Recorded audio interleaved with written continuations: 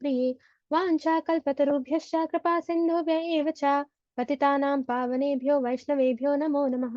नमो ॐ विष्णुपादाय कृष्णप्रेष्ठाय भूतले श्रीमते भक्तिवेदान्तस्वामिनिति नामिने नमस्ते सारस्वती देवे गौरवाणी प्रचारिणे निर्विशेषा शून्यवादी पाश्चात्यदेशतारिणे जय श्री कृष्ण चैतन्य प्रभु नित्यानंद श्री अद्वैत गदाधरा श्रीवासादि गौर भक्तवृंद हरे Krishna Krishna Krishna Hare Hare Hare Ram Ram Ram Hare Hare. So let's begin. We were learning about Narottam Das Thakur in the last class. By the way, how was Balram Purnima? How many of you fasted?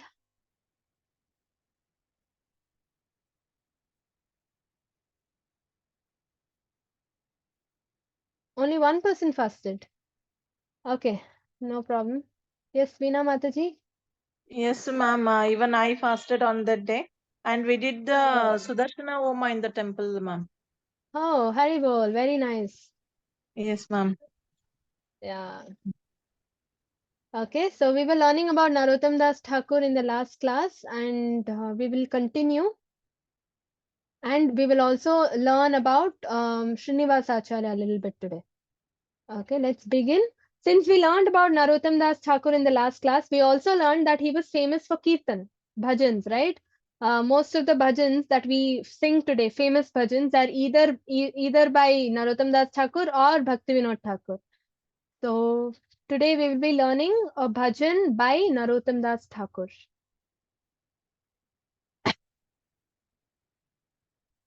Gauranga bolite habe पुलक शरीरा हरिहारि बोलिते नयने भवे नीरा गौरांगा बोलिते हबे पुलक शरीरा हरिहारि बोलिते नयने भवे नीरा आराखाबे नीताय चंदे करुणा होइबे संसारा बसना मोरा खबे तू चाहबे आराखाबे नीताय चंदे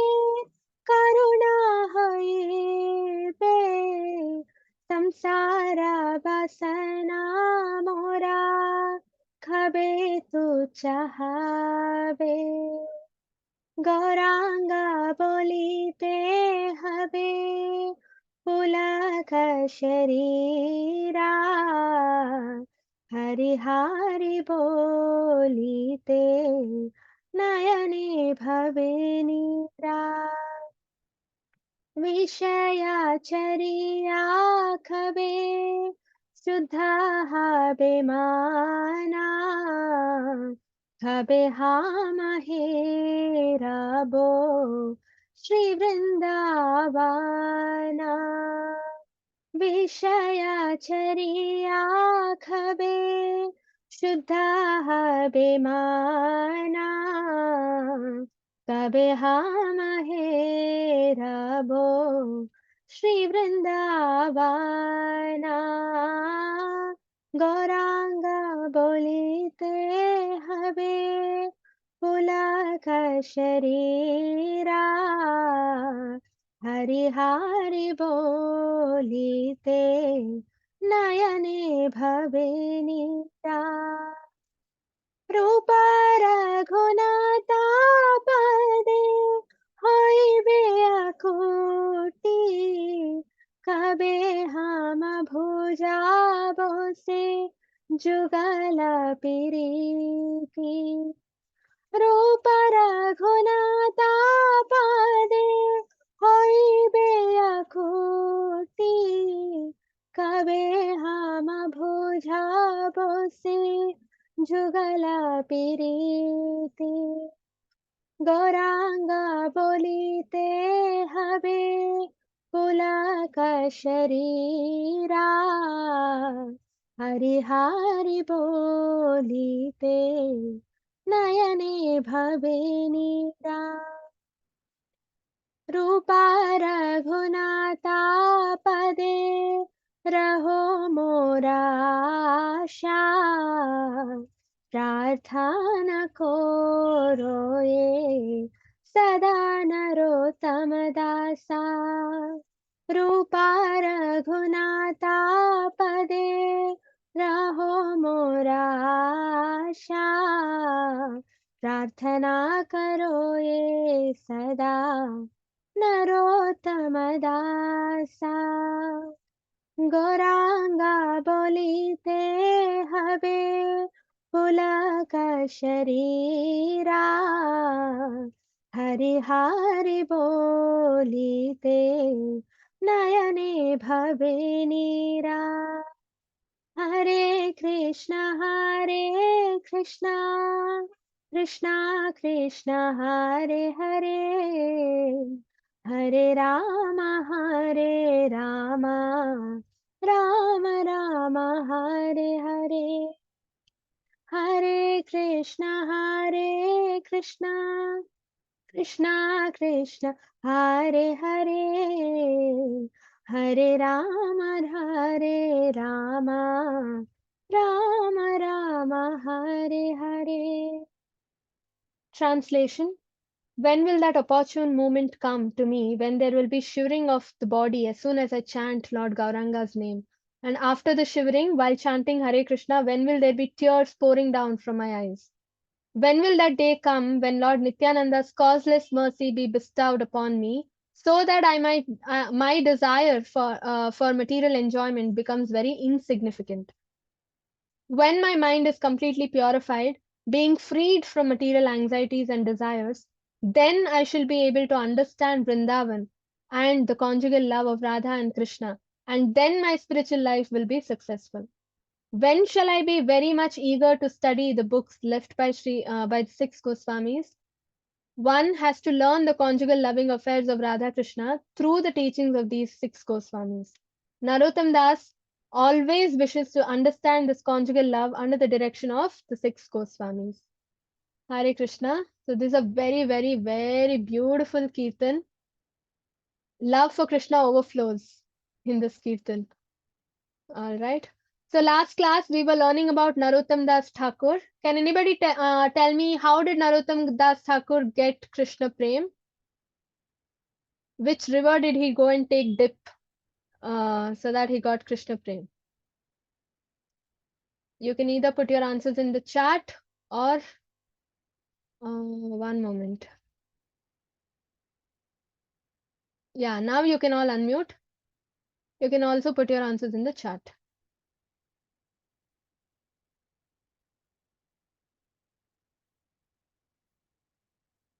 Which river did he go and take a dip in?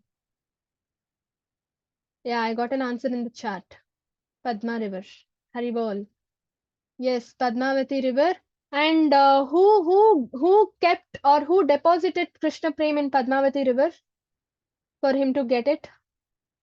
Chaitanya Prabhuji. Chaitanya Mahaprabhu. Mahaprabhu. Yes, Haribol Veena Mataji. And how did the river recognize Narottam Das Thakur?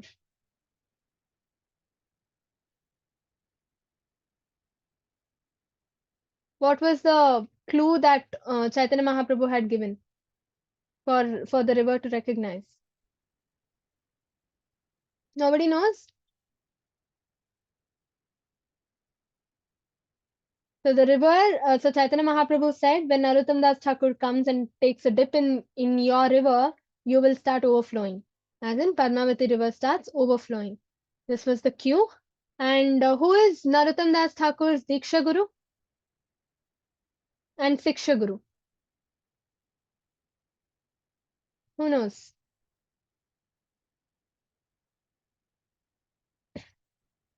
Who is Narottam Das Thakur's Diksha Guru and Siksha Guru?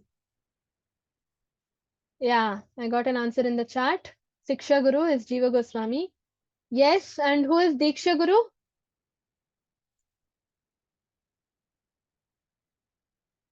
Nobody knows? Loknath Goswami. Okay. Yeah. So today we will be continuing. So basically Narottam Das Thakur's Diksha Guru is Jiva Goswami, right? So along with Narottam Das Thakur, there were other disciples also who were learning from Jiva Goswami. And out of which these three people, Srinivas Acharya, Narottam Das Thakur, and Dukhi Krishna Das, they are considered the trio, okay, because they were the very first ones to make book distribution happen. As in, it was they under their supervision that the very first book distribution happened. Right? Like today we have so many book distribution marathons, right? Gita distribution, Bhagavatam distribution. So the scriptures that the Goswamis had written, they were made into books and published, and those books were distributed to people, for general people, common people to read and learn from. That happened under the supervision of these three people. That's why they are called the first book distribution trio. So they were learning, they learned from Jiva Goswami. So Jiva Goswami gave them titles. Okay, each of them were awarded a title. Srinivasa was given Srinivas Acharya.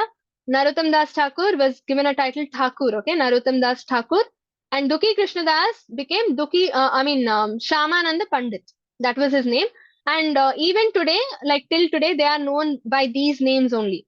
Okay, Srinivas Acharya, Narottam Das Thakur, and Shyamananda Pandit. So after this was when Jiva Goswami told them about book distribution idea, as in the manuscripts which all the Goswami had written. See, Jiva Goswami is the youngest Goswami.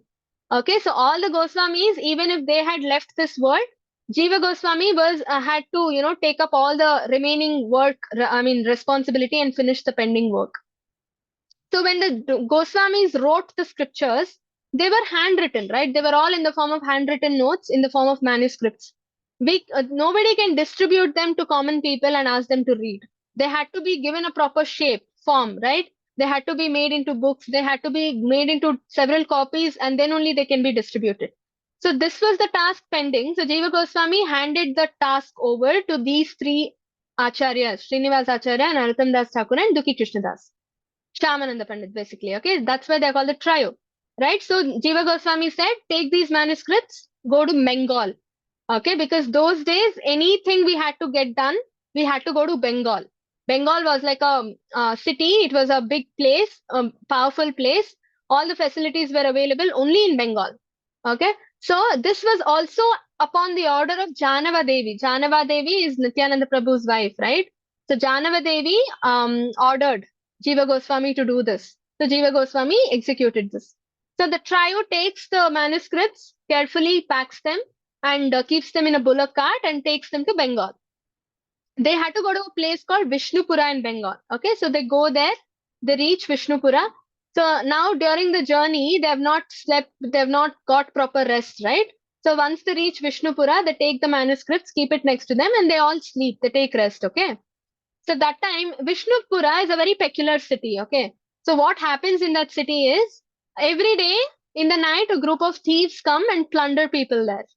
Okay, and the worst part is that the king himself is engaged, involved in this plundering activity. The king also joins those thieves. So basically, the king also dresses him up in the form of a thief and goes and plunders his own citizens in his own city. Okay, this is a very peculiar thing happening in that city. So the king comes dressed in thief form. Okay, he comes and all the other thieves also will be there with him. The entire gang goes and they see this manuscript package. Okay, so they go see and they will not understand that these are manuscripts or anything. They will think, okay, it might be jewelry, money, and all, and they take it, they rob it. Okay, they steal it and they go. And then when they wake up, the trio wake up in the morning, wakes up in the morning, they find the manuscripts missing.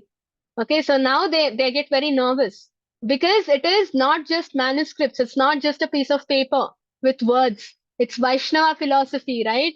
It's a treasure of Krishna Bhakti cult, right? And it's even more valuable than money and jewelry, right? And so they get very nervous and so Srinivas Acharya says, go and search. So he says, Narottam Das Thakur and Shyamananda Pandit, both of you go and search. I will inform this to Jiva Goswami and come. Okay.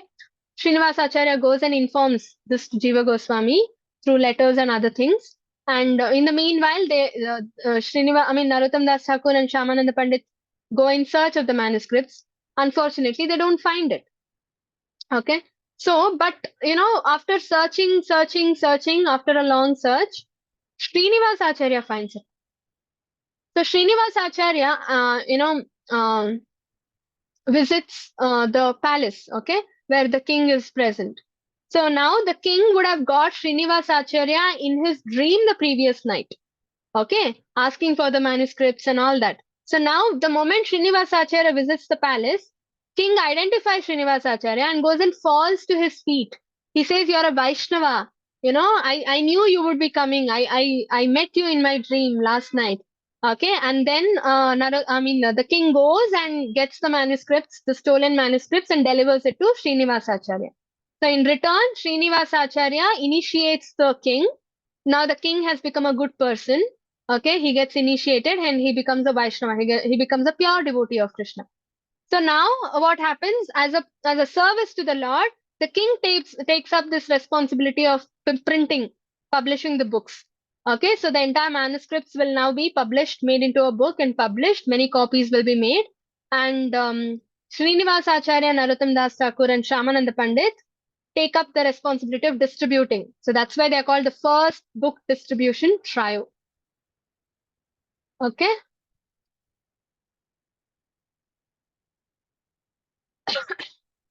So that's why they are called the first book distribution trio.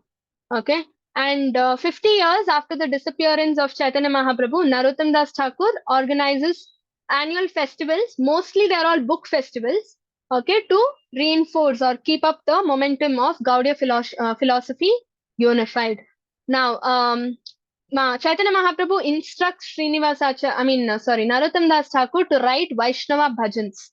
Okay. Why are bhajans considered very important? Anybody knows?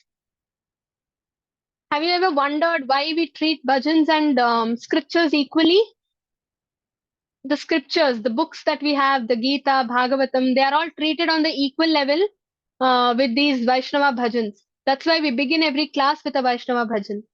Why? Anybody knows? You can put your answers in the chat too. Why are bhajans so important?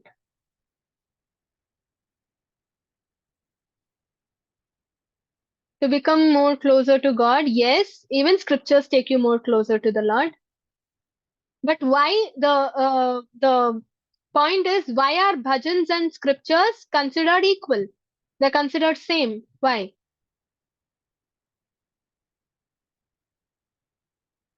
It's like an alternative. If you've not read the scripture, if you've not read Bhagavad Gita today, it's okay. If you hear another Vaishnava bhajan, it's equivalent to reading the Gita. Why? Nobody knows? Because whatever is there in the scriptures, whatever is explained in the scriptures, the very same thing is explained in Vaishnava bhajans also. And Vaishnava bhajans are not just equal to scriptures, they're considered even greater, even higher to scriptures, because they are explained, the same scriptural knowledge, Vedic knowledge is being explained through the bhajans in simple language, right? Songs are always simpler, right? The scriptures have complicated words, Sanskrit and all that. But bhajans are very easy, simple. They are all composed through normal language, the normal language that we speak to each other, right? And there is rhythmic, you can understand the same Vedic knowledge in a rhythmic form. There's tune, there's beats, right? A beautiful voice is there who's singing the bhajan, right? So they attract us more compared to the scriptures. There are a lot of disadvantages, people to read scriptures, they hesitate a lot. They say they don't have time. Some people say, some people get nervous just by looking at the scriptures. They're like, oh my God, it's so huge, the volumes, no? So many volumes of books are there. It is so huge. Reading one page in itself is so overwhelming. It is Sanskrit, so complicated words are there, right? It's a long purport. And it's very monotonous. Some people have to read it alone at home, so it becomes very boring and monotonous, right? A lot of people do not have the time and patience to read. They're very busy. So, but the very same thing is being conveyed through the Vaishnava bhajans in a simpler manner and better manner, easier manner. When you're working, driving, walking, you can just listen to these Vaishnava bhajans, right? And translations are available, and it's like shortcut to reaching Krishna.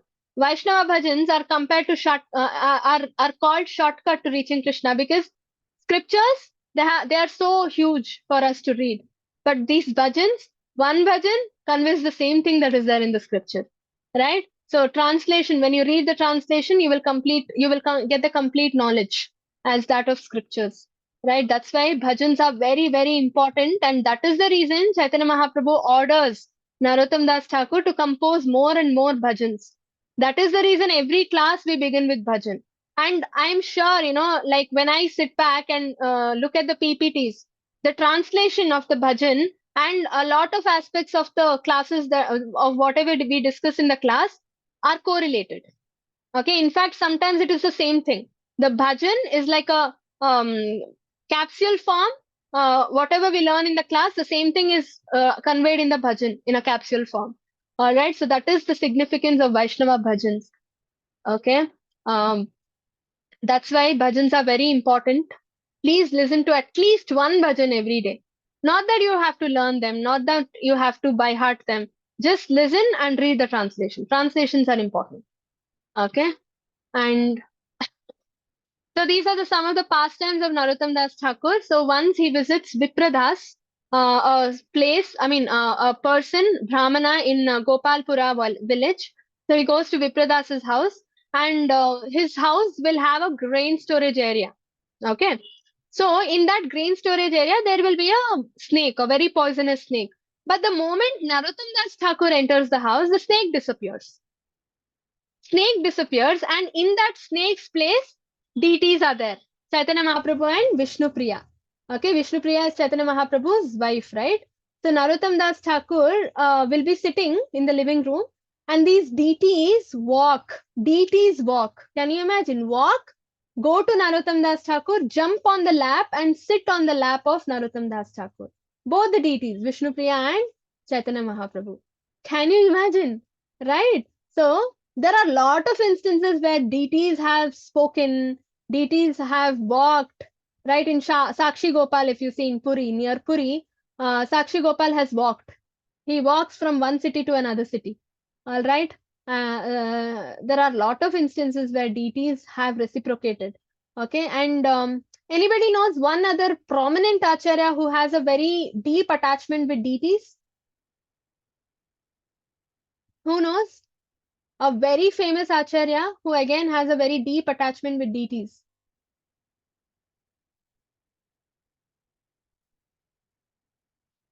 He was famous for having pastimes with deities. Who is that?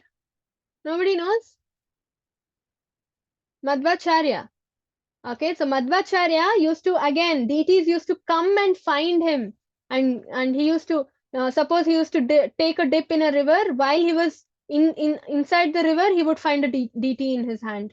Okay, so Madhvacharya is very, very famous for his attachment with deities. Okay, even Udupi Krishna was again found by Madhvacharya himself. All right, and yeah, so Prabhupada also used to speak to deities. All right, anybody knows any, one famous, very famous incident where Prabhupada spoke with deities? Anybody knows what happens in that incident?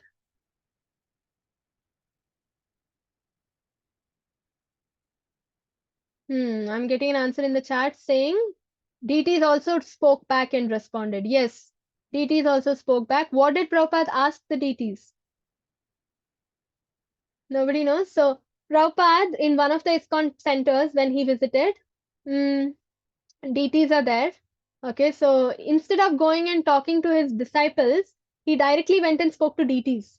So he was like, "Hi, he was like, how are you taken care? How is the bhog offered to you every day? How many times is the bhog offered to you? Is the puja done properly? So he directly went and spoke to Radha Krishna, the deities. And the deities responded. Krishna said, no, I'm not fed properly. I'm fed only 2, 3 times a day. And it's not a feast or anything. Very less food I'm given and all that. Very less number of dishes. So Prabhupada goes and questions disciples, why you not feeding the deities properly? Why not taking care properly?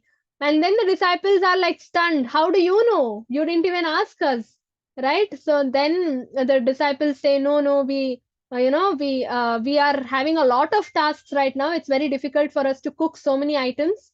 Okay, there are less people for seva. We need to do our own scripture reading and things. That is the reason we are cutting out on deity worship. So Prabhupada says, no, in that case, you need to pray to Krishna so that he will send people.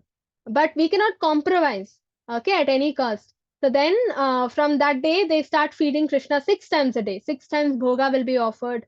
Okay. And then next time when Prabhupada comes and questions the deities, Krishna says, yeah, we are very well treated. We are given 6 times bhoga and all that.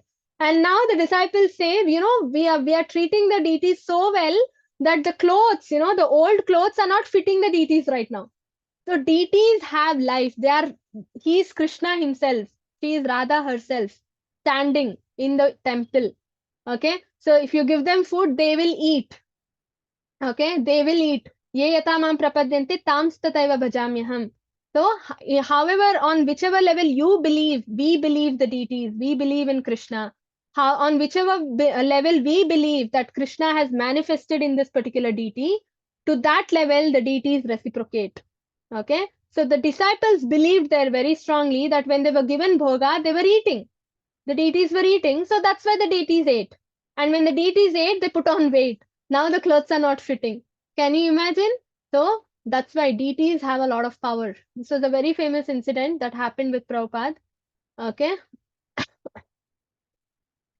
So now these are Prabhupada's words regarding Narottam Das Thakur's bhajan. Okay, bhajans are very, very important. The prayers of Narottam Das Thakur, he said, this sound is above the material platform. It is directly from spiritual platform. And there is no need of understanding the language. Some people again say Vaishnava bhajans, Gaudiya Vaishnava bhajans are always in Bengali because Gaudiya is always Bengali, right? So it doesn't matter. Language doesn't matter at all. Trust me, once what happened, Prabhupada was giving lecture, and one of the devotees got up and said, I'm not a Native American. I'm from APAC region. I'm more familiar with Russian and all these languages. So I'm not able to understand your lecture. What do I do? Okay. So Prabhupada says, I'm not even talking to your body. I'm not talking to your brain. I'm talking to your soul. Prabhupada says, I am talking to your soul. You need not understand the language. Simply sit and listen. That's enough. Right? Prabhupada says clearly, I am talking to your soul. Spirituality is all about soul, right? It is soul to soul business. Jivatma to Paramatma. It is the business between Jivatma and Paramatma. Where is the body involved? Language is a concern with body, not with the soul. Right? So these lectures or the lyrics in the bhajan, even if it is of a different language, it still enters your subconscious mind and still makes the impact it has to make. Okay, so our job is only to listen to it. So Prabhupada compares bhajan to thunder. Okay, so when thunder happens, everybody can hear the sound of a thunder. There is no discrimination and there is no misunderstanding. Everybody knows it's thunder, right? They never say, oh, this thunder is in a different way. I cannot interpret it as a thunder. No, it's natural, right? Same way, these songs are above the material platform. They are above these discriminations of language and all that. So they can crack like thunder within your heart. Okay. We anyway read the translation. So we are not at loss. Even our brain will understand, even our soul will understand. Okay. So Narottam Das Thakur, a great devotee and acharya of Gaudiya Vaishnava sect, has sung. This is actually one of Prabhupada's favorite bhajans by Narottam Das Thakur. So what does he say? He says, I have simply wasted my life. My Lord, I have simply wasted my life. Having obtained the human body, I have neglected to worship your Lordship. and therefore I have willingly drunk poison. Right? See how beautiful. Look at the gravity or the depth of the meaning of these words. Right? The human form of body is very, very rare. Right? Durlabha manusha janma. Very rare to obtain. And once we've gotten it, if we are wasting it, what is the point in living? Right? What is the point? Like, see, even trees live. Right? Even demons live, beasts live, animals live.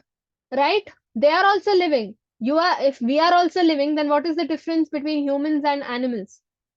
Right? At least when trees and animals live, they live for themselves and they die for themselves. Right? They don't harm others. Unless we harm animals, animals don't harm us. But the problem is human beings is they don't just live and mind their business. They harm everybody and everything else around them. Right? We've caused a hole in the ozone layer. Is there anything more left for us to do? No, right? So we've harmed our mother nature to the fullest. We've harmed others, people with us to the fullest. We keep harming, we keep hurting people physically, mentally, psychologically, right? We don't just live and mind our business. Do we have to live? Right? First of all, our duty as human beings is to serve the Lord. Animals and trees cannot do it. We can do it. We have the ability. And we are not doing it. We've forgotten. So living in itself is a big allowance that we've got from Krishna. You are not serving me, still you are allowed to live. That in itself is a great thing. Okay. And and and we are still living, but we are not living properly. We are harming everybody else around us. We are harming everything else around us. So, what is the point in living? Right? In Srimad Bhagavatam, there are a lot of comparisons given. Okay. If you are not able to use your ears to hear about the Lord or glorify the Lord, then such ear holes, no, they are compared to holes of snakes. Holes of snakes cannot hear. Okay. So, our ears are equal to that if we are not hearing. And tongue, our tongue, if we are not using our tongue to glorify the Lord, or if we are not using our tongue to eat prasadam or to chant the holy name of the Lord or sing Vaishnava bhajans, then that tongue is equal to a tongue of a frog. Okay, why frogs? What do frogs do? They croak. And when they croak, what happens? Snakes and other animals get to know, okay, there is a prey. There is a frog nearby, I can go eat it. Right? So frog is inviting death by croaking. That is exactly what we are doing. We are not using our tongue for the purpose it is made for. And we are doing everything else apart from that. So we are also inviting death. Death as in we are also getting close and to the next lower form of life. Definitely, Krishna will not give us human form of life in the next life if we don't use it properly, right? And also, Srimad Bhagavatam says, tongue. If we use the tongue is given by Krishna, right? This tongue is given to us by Krishna, and duty of the tongue is to glorify Krishna, not glorify other people or mundane things. And if we are doing that, if we are glorifying mundane things and other people instead of Krishna, that tongue is called a prostitute. It's a prostitute because a prostitute goes from one person to another, right? Doesn't stick to one person. Same way, Krishna is our owner. The owner of the tongue is Krishna, but we are leaving our owner and glorifying somebody else. I'm not saying this. Srimad Bhagavatam is saying. All right. And hands, although they are decorated nicely with bangles and everything, rings and all that, it is still compared to a hand of a dead body if we don't use our hands to work for Krishna, to offer devotional service to the Lord. Legs are compared to tree trunks if we don't use our legs to do parikrama or walk to the temple or use our legs to offer devotional service to the Lord. Because trees also have legs, trunks. They look like legs, but they cannot walk, right? So same thing is the case with our legs if we don't use it for the service of the Lord, right? And our head, although it is nicely crowned with silken clothes, silken turban and all that, or hair jewelry and all that, it is still, the head is still going to be a heavy burden, a chunk of burden for this body if that head is not used for bowing down in front of the Lord. All right. And heart is just going to be a steel case or a steel framed stone. If that heart does not reciprocate or melt upon hearing the glorifying pastimes of the Lord, all right, if that heart does not melt by hearing the success stories of devotees given in Srimad Bhagavatam, it's not different from a stone. All right. So these are the comparisons. I'm not doing these. I'm not saying this. Srimad Bhagavatam clearly says. All right. And that's why even there is a shloka also, no, in Sikshashtakam, Chaitanya Mahaprabhu says, Nayanam galadashrudharaya gadgada vadanam gadgada hridaya gira pulakai nichitam vapukada tavanama grahane bhavishyati. Right? So, Nayanam galadashrudharaya. When will my eyes, overflow with tears? When will tears ever roll down upon hearing your name? Right? Vadanam gadgada rudhaya gira. When will my voice choke? Pulakair nichitam vapukada. When will my hair on the body stand on one end? You know, tavanama grahane bhavishyati. In future, at least this has to happen. Will this even happen? Am I qualified to cry for you? Right? Prabhupada says if you're not able to cry for Krishna, you need to cry because you are not able to cry for Krishna. Can you imagine? That's the depth of it. Right? So this is Prabhupada's favorite bhajan. Hari Hare Vifale Janama Gonainu Manushya Janma Paya Radha Krishna Na Bhajiya Janiya Shunya Vishakhainu. After getting Manushya Janma, if you're Na Bhajiya, if you're not worshipping Radha Krishna, Janiya, knowingly you are willingly drinking poison. Okay, that is what Narottam Das Thakur is saying here. So beautifully explained, right? Although composed with sweet melodies in simple Bengali language, Narottam Das Thakur gives Shastric Siddhanta and devotional inspiration. Excerpt in Prema Bhakti Chandrika, Radha and Krishna are my goal in life and death. They are the masters of my breath. Performing my bhajan only for them, I rise and fall in the ocean of prema. I pray that I can always maintain this conception within my heart as my highest ideal. Radha Krishna are my only goal in life and death, right? This also comes in Radha Krishna Pranamora, very famous bhajan, right? जीवने मरणे गति रारो nahi mora. Right? So in life or death, Radha Krishna are my shelter, only shelter, Narottam Das Thakur says. So now the question is, why are we not being attracted to Krishna, right? The very meaning of the name Krishna is all attractive. Krishna means all attractive, right? He attracts everybody. He attracts people. He attracts everything around. But why are we not getting attracted? Why? A magnet's quality is to attract iron, right? And every piece of iron gets attracted to magnet, is it? So Krishna is all attractive. He should attract everybody. But why are we not getting attracted? Have you ever wondered? Anybody knows? Anybody wants to try and answer?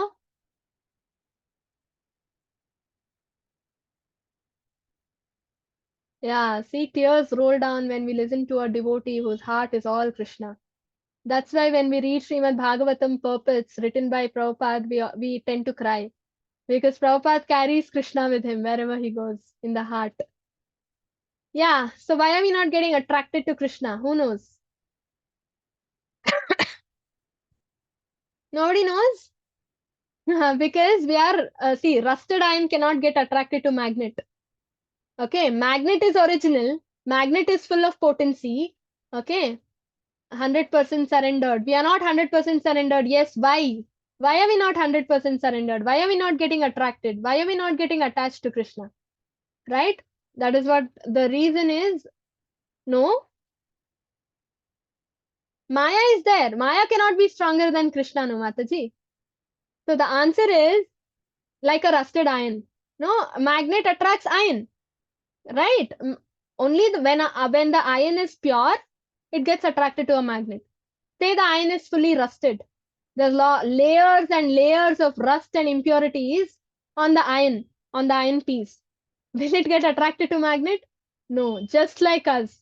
We have layers and layers of impurities and ignorance, so bound, so our soul is so bound into it that it's not the real nature we've forgotten, right? The iron's nature, the very own nature of iron is to get attracted to the magnet, right? But it's not getting attracted because of the rust and other impurities. Same like us, our soul's nature is also to get attracted and serve the Lord. Jivera Swarupa Krishna and Nityadas. But our soul is not getting attracted to Krishna because of the layers and layers of impurities, ignorance. For iron, it is rust, for us, it's ignorance. That is why we have to cleanse. Now, when the iron's rust is removed, when the iron is purified, and when the magnet is brought close to an iron, it will get attracted, right? So we have to cleanse ourselves, cheto darpana marjanam, right? And that cleansing process is chanting. The more and more we chant, more and more purified we get, and then we can go back to Krishna. But imagine you get purified, and side by side you simultaneously break the four regulative principles. What will happen? Again, impurities get accumulated. You are chanting and purifying yourself. It's like, say your maid is sweeping. She sweeps the room, and you go, and there is a kid who litters the room again. Again, the maid has to come back and sweep, right? Again, the maid has to sweep. Now the room is clean. Again, the child litters. What will happen? This becomes a never-ending loop, right? You chant and you cleanse yourself, but at the same time, parallelly you're breaking the regulative principles and you're accumulating impurities more and more. What happens? Will this cleansing process end? No, right? And how will we go back to Krishna if this continues? That's why Prabhupada says the only two things we have to do in our life is to chant 16 rounds and follow the four regulative principles. That's all. Prabhupada says the moment you do this, if you are doing this throughout your life, if you do this, at the end of your life, after your soul leaves your body, I will take you to Goloka, I will take you to Krishna Loka, I will take you to the lotus feet of the Lord and deliver you. That's what Prabhupada says, right? That is why you have to follow the four regulative principles along with chanting 16 rounds. Both of these go hand in hand. Okay, so it's like one senior Vaishnava, I keep attending his lectures. So he said one day, can we live without breathing? Do you ever forget breathing? No, right? Then how can you say, I forgot, I broke the regulative principle? The regulative principle should be equal, should be treated on equal level with breathing. We cannot live without breathing. We never say, oh, I forgot to breathe today, right? Same way, or do we say, I forgot to eat today? Do you say, I forgot to sleep today? No. So following the regulative principles and chanting 16 rounds should become a part of our life, an integral part of our life. All right. And Narottam Das Thakur is considered epitome of sincere service. The Samadhi of Narottam Das Thakur is there in, Sri Radha Gokulananda temple in Sri Vrindavan Dham. Okay, this is in Vrindavan, and these are few bhajans that he's written. Many of them are famous. Radha Krishna Pranamora is a very famous one. Vrindavan Ramyasthan is a very famous one. Gauranga Polite Habe, very famous one. All right. Others are Sri Guru Charana Padma, Nitai Padakamala, Sri Rupa Manjari Pada, Sri Krishna Chaitanya Mahaprabhu, again very famous. Jay Anilo Premadhana, Hariharaya Nama Krishna. So singing these Vaishnava bhajans of devotion is an essential tool of Bhakti Yoga. It at once liberates us from the miseries of this temporary world and transfers our consciousness to a higher higher levels of love of God. Transcendental sound can carry us to the transcendental realm. Okay, Hare Krishna. So this is about Narottam Das Thakur. Any doubts, any questions? We will be next moving on to Srinivas Acharya. So before that, if you have any questions about Narottam Das Thakur, you can ask now or put it in the chat or ask me at the end of the class also.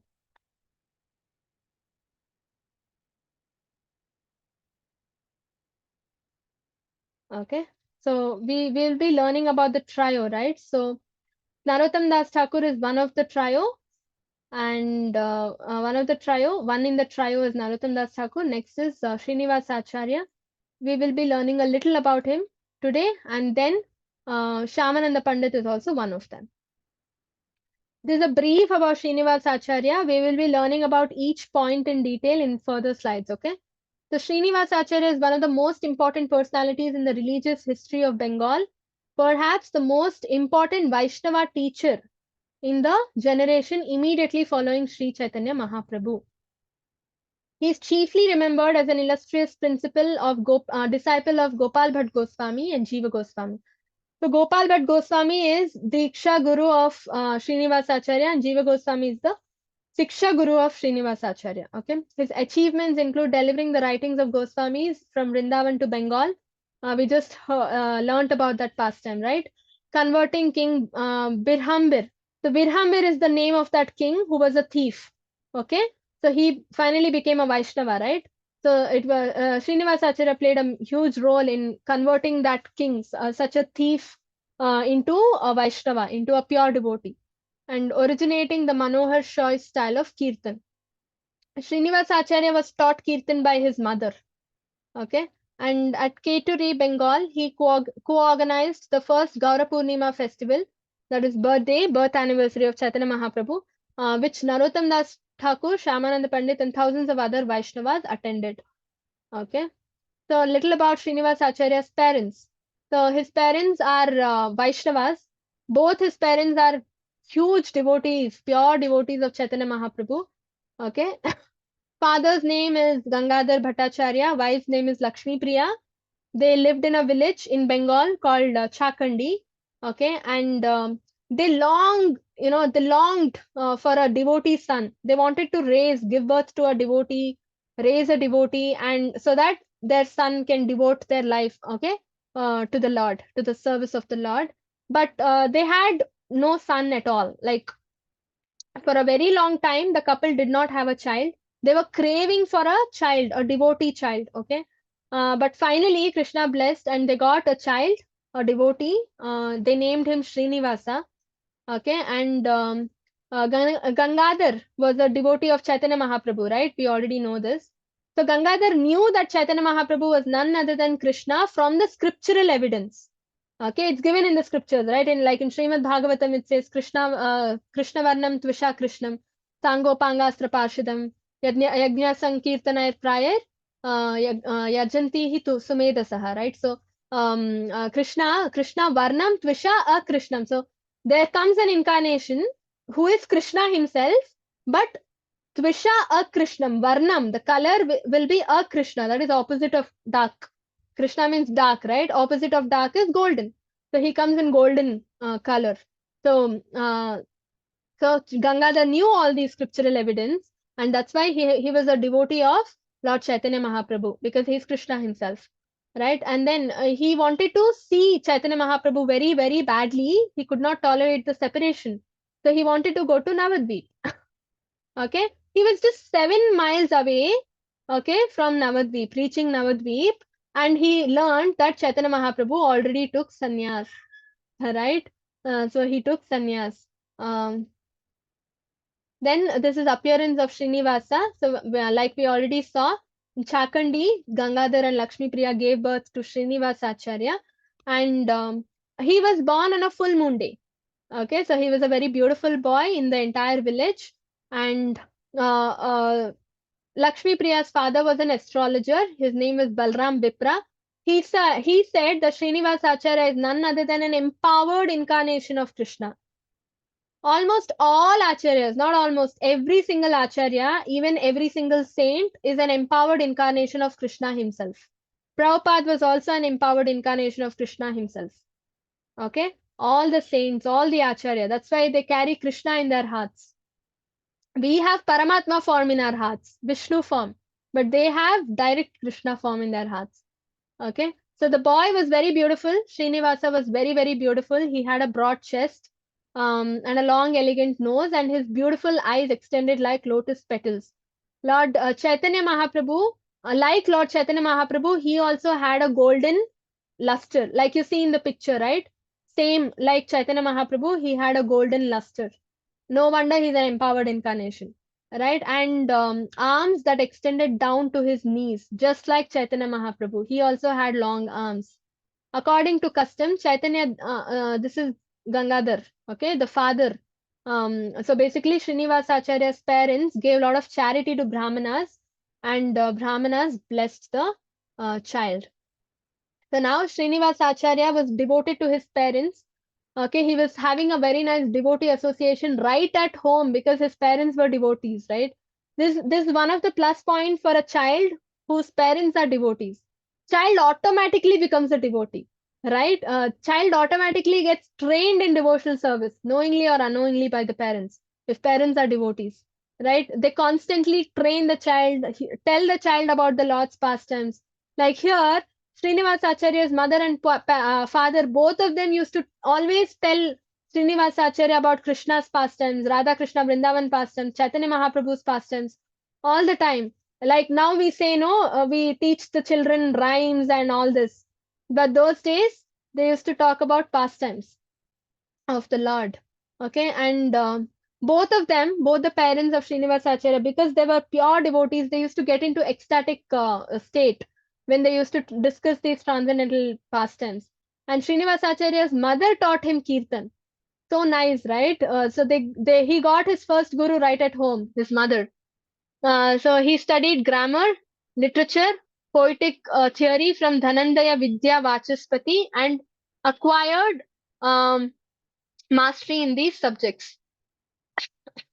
So Lakshmi Priya, the mother of Srinivasa Acharya, constantly used to sing the glories of Chaitanya Mahaprabhu and into, Srinivasa Acharya's ears, and the melodious sounds made him joyful.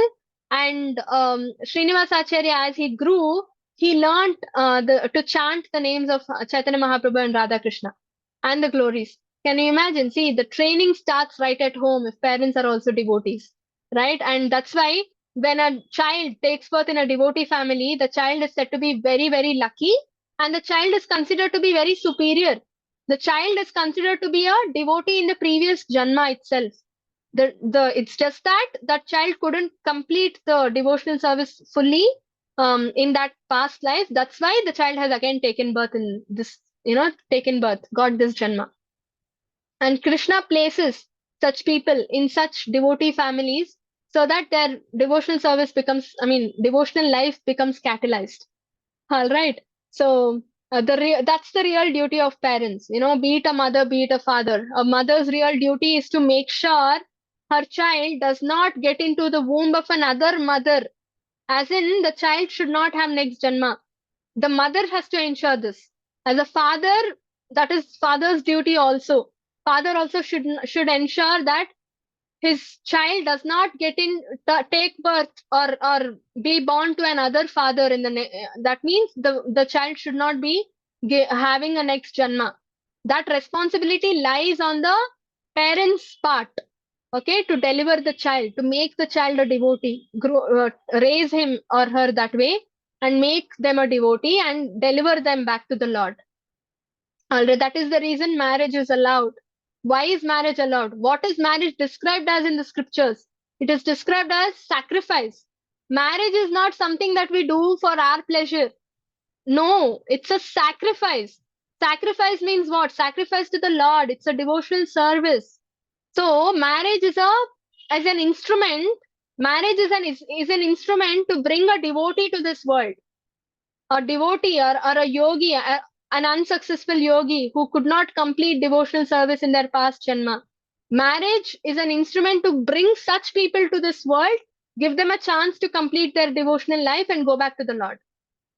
Got it? That's why we need to produce Krishna conscious children. Prabhupada says in Bhagavad Gita, in the purports, if you cannot raise Krishna conscious children, if you cannot make your very own son or daughter a devotee, do not give birth.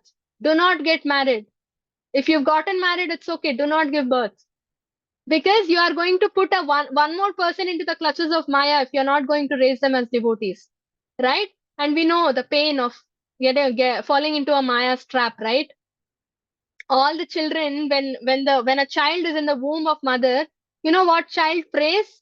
Child, actually, Krishna comes and gives darshan to all the children, okay? All the to the child who is in the womb of a mother, Krishna comes and gives darshan in 8th or 9th month. I'm not sure. Okay.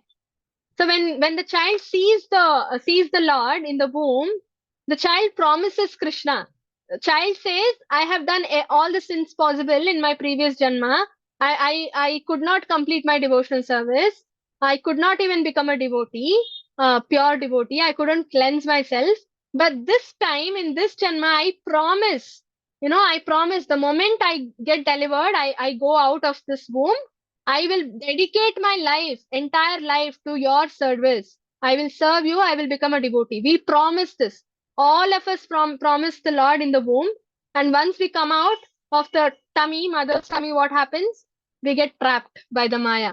Right? See, not that Maya is so strong that she is trapping us. Just that our consciousness level is very weak. Our Krishna consciousness is weak. So we get trapped by Maya. Okay, but see, age is not an issue at all here. Right when we are born, we can become devotees. Prahlad, Dhruv was just 5 years old. His mother pushed him towards devotional service. Right, his mother said, "You go to the forest and offer prayers to Lord Vishnu." Prahlad, again, his mother was under the shelter of Narad Muni, and when he was in the womb, he got knowledge of Krishna. Right, Pandavas, when they were children, they also got attacked by Kauravas in so many ways, but their mother Kunti Devi, stood strong by them, by their side, and always fed Krishna, bhakti into their mind. Right? Kunti Devi brought them to the right path and helped them, overcome these obstacles. It's a responsibility of a mother. It's a responsibility of a father. It's not an option. Okay, to make their children devotees. Soon, the small crescent moon known as Srinivasa grew full and was known as the brightest and most beautiful boy in Chakandi. So he studied under the famed Dhananjaya Vidya Vachaspati, who taught him all branches of Vedic learning, including religion, logic, poetry, political science, grammar, and Ayurveda. Okay, so basically, like I already said, Srinivasa Acharya is an empowered incarnation. So these acharyas usually do not need guru. They are already learned. They don't learn anything from guru extra. They already know all this. But acharyas need to set an example to the generations, future generations, right? So that is the reason even Krishna accepted a guru, Sandipani Muni, right? Balram accepted guru, right? So it is to set an example. So people tend to question, oh, they didn't accept a guru. Why should I accept? Right? So to set an example and lead the people around, they accept acharyas, or the acharyas also accept gurus. Okay, so here that's why Dhananjaya Vidya Vachaspati says, I had nothing to teach Srinivasa. He knew everything already. And it's also said that Lord Saraswati, Goddess Saraswati, the goddess of education, appeared in Srinivasa Acharya's dream and told him that she would make him proficient in all areas of learning, especially the scriptures. Okay, still Srinivasa became known as Dhananjaya Vidya Vachaspati's prized pupil, and as such, he became the pride of Chakandi. Okay. So, not long afterwards, that Srinivasa Acharya's father expired. Okay, so it was a huge loss for him because Srinivasa Acharya's father, Gangadhar, was a devotee of the Lord, right? He's missing that devotee association now. Definitely, it's a loss. Now, other devotees consoled him and all that. And finally, what happens? Srinivasa Acharya takes his mother and moves to his maternal grandfather's place. Okay, because Srinivasa Acharya is small that time and mother needs support, right? So they go to their grandfather's place. And shortly thereafter, he visits Narahari Sarkar in nearby Sri Khanda. And from Narahari, he learns that Mahaprabhu would be shortly ending his pastimes and going back to Krishna Loka, Goloka. But Srinivasa Acharya is a great devotee of Chaitanya Mahaprabhu, right? So now that he knows Mahaprabhu will be ending his pastimes, now he's more eager to go and see him. Okay, so he starts his trip. He takes permission from his mother and all, and starts his trip to Puri. So on the way, he joins devotees who are going to Puri. Okay, now he's going to be reaching Puri.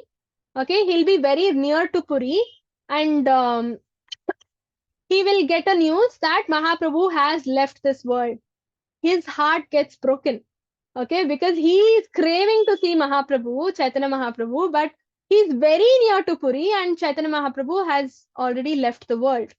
So what he does, he faints upon hearing that, and when he regains his consciousness, he decides to suicide. He says, I have lost the purpose to live. I wanted to meet Chaitanya Mahaprabhu face to face. Now it's not happening. Why should I be alive? There is no reason for me to be alive, and he decides to commit suicide. That time what happens, Chaitanya Mahaprabhu personally appears in Srinivasa Acharya's dream and says, and what kind of darshan is that? As you see in the picture, Srinivasa Acharya sees the Lord with all his associates, okay, Chaitanya Mahaprabhu and the Panchatattvas and all the associates. And side by side, he also sees Jagannath, Subhadra, Balabhadra also. This means Chaitanya Mahaprabhu is not different from Jagannath, okay, Krishna himself. And now Chaitanya Mahaprabhu, Srinivasa Acharya understands that he has something else to do. And Chaitanya Mahaprabhu says Srinivasa Acharya to complete his journey. Definitely, he is an empowered incarnation. So Krishna empowers him and sends him to this world not to commit suicide and end his life, right? There is a purpose. And he needs to fulfill his purpose before going back from earth, right? So now he meets Gadadhar Pandit. We all know Gadadhar Pandit is pleasure potency incarnation, Radharani and Lalita Sakhi incarnation. Gadadhar Pandit is always immersed in the ecstasy, okay, of Krishna Prem. And then Srinivas Acharya also meets Ramananda Rai, Paramananda Puri, Shikhi Mahiti, Sarvabhauma Pandit, Vakreshwara Pandit, Govinda, Shankara Pandit, Gopinath Acharya, and receives blessings from all of them. These are all associates of Chaitanya Mahaprabhu. Okay. And when Srinivasa returned, he heard Advaita Acharya and Nityananda Prabhu also gave up their bodies. Now, can you imagine one after the other such heartbreaking news, right? First, his father left his body. Chaitanya Mahaprabhu left his body. Now, Advaita Acharya and Nityananda Prabhu have also left their bodies. Now, again, Srinivasa Acharya does not get any physical strength. He again decides to give up his life. Again decides to commit suicide. Now, again, Advaita Acharya and Nityananda Prabhu come in the dream of Srinivasa Acharya and, encourage him.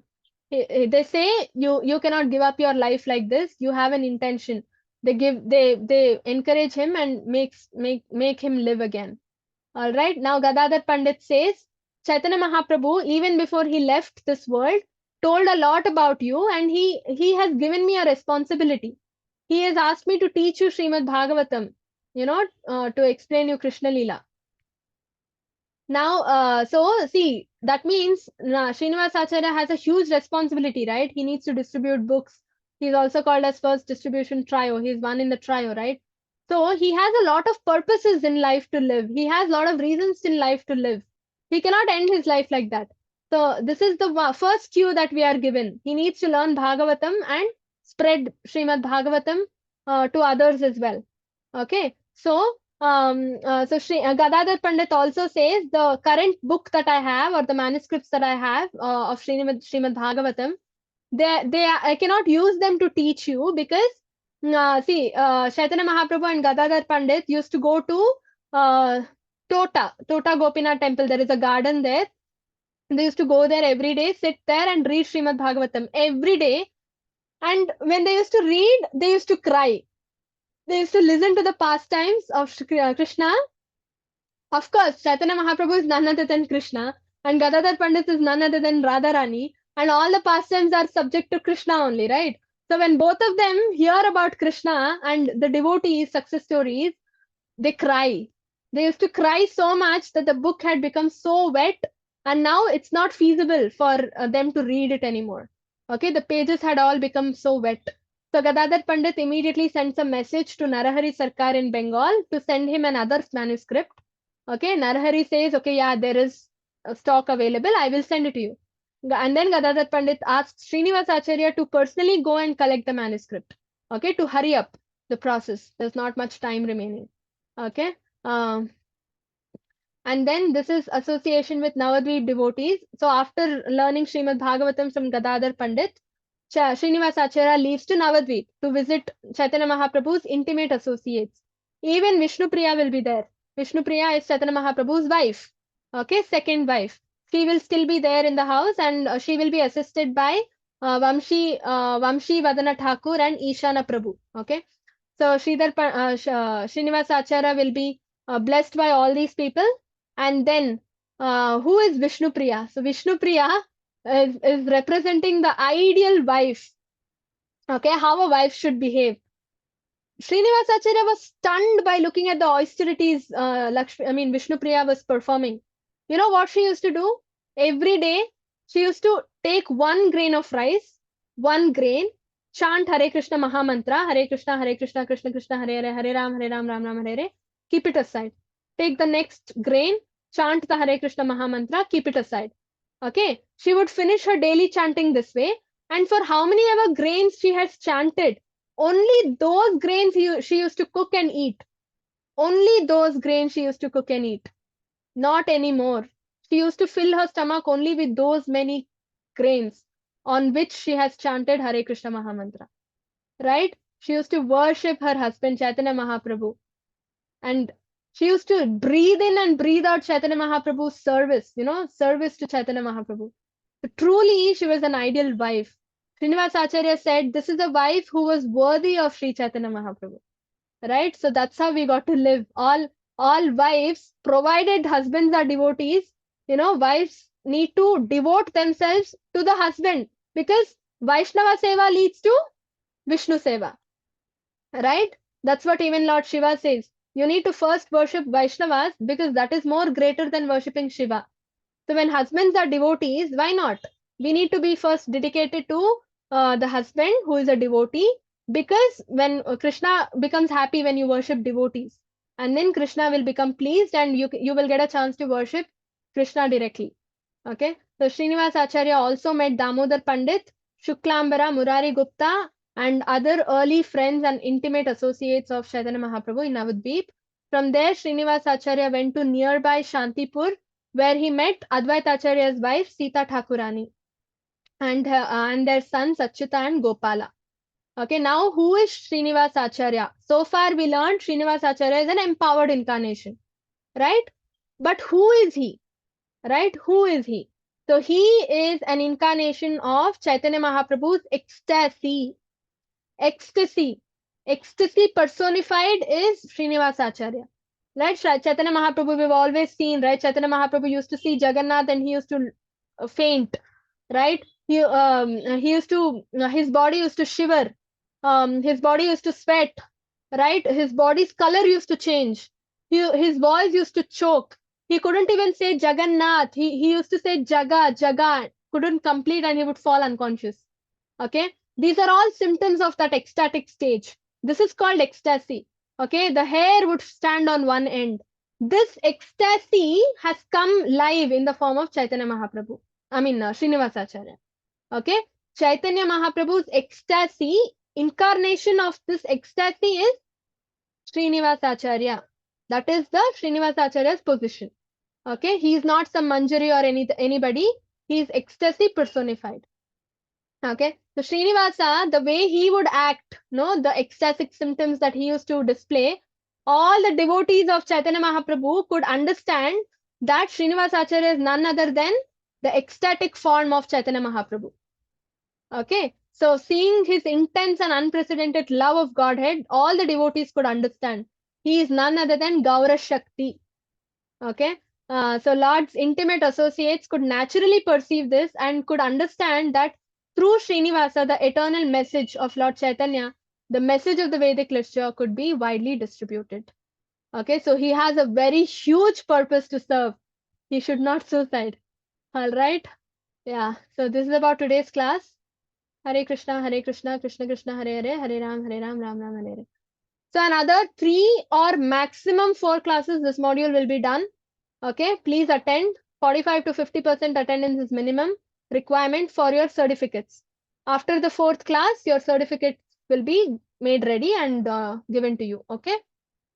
Yeah, after that, we will be starting the 3rd module. Okay. So 3rd module will be about how to offer puja to the Lord. Okay, what are the basic principles while doing deity worship at home?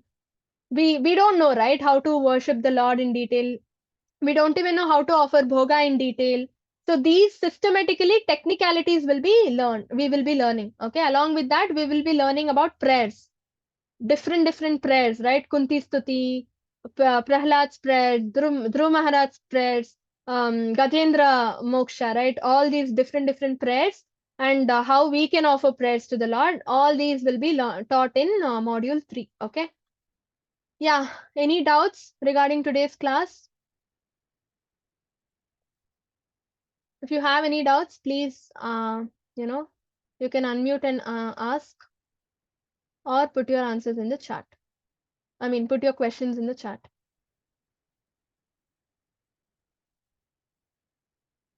No questions? Everything was clear?